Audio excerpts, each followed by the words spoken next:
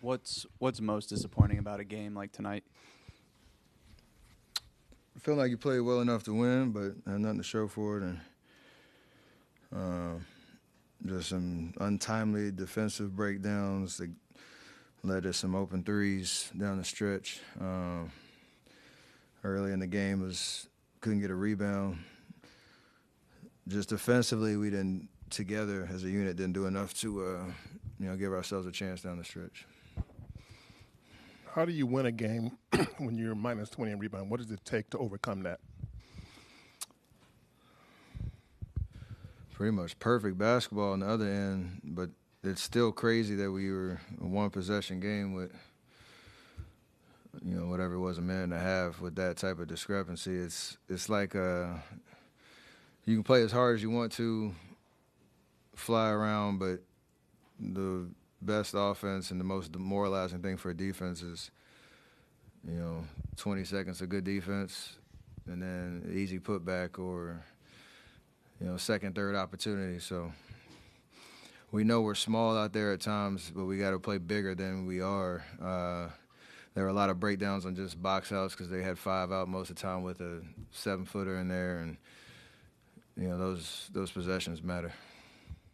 Steph, why do you think the defensive consistency has been so hard to stick with this year?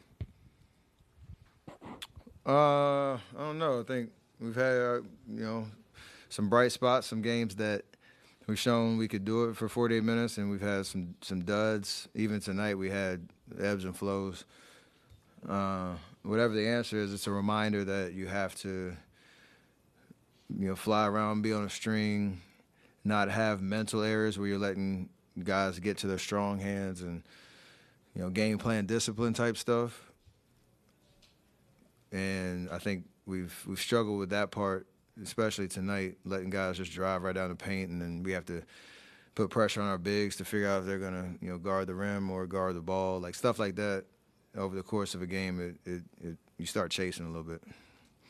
Steph, how frustrating is it when you guys are up by 11 and then the turnovers start happening, the isolated shots start happening, the ball movement doesn't keep going, and then it allows them to get back in the game like that?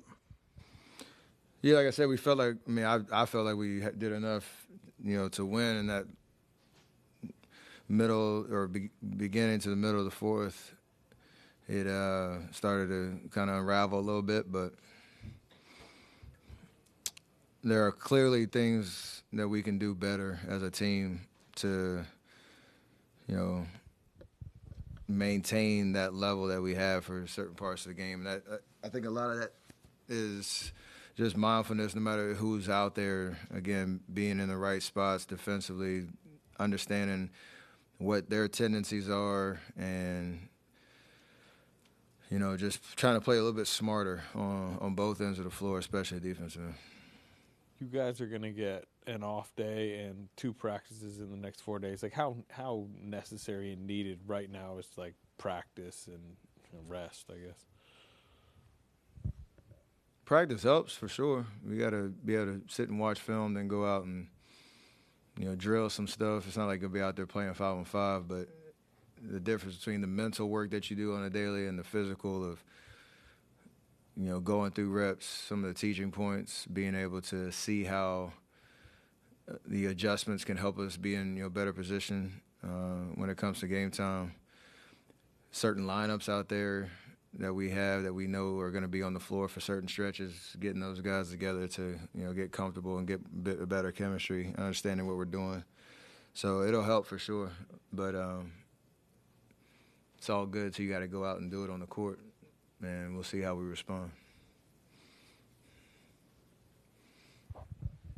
Steph, a more lighthearted one for you, but everybody's on sneaker watch now for you. Are you sending little sneakerhead messages with what you're wearing? How much have you enjoyed kind of showcasing what you have in your closet? I'm just having fun. I'm enjoying, like you said, paying tribute to certain guys, different cities, different themes, and all of that. Like I said, I'm excited about the future. It's the first time I've worn something other than my own shoes, but I still love my shoes too.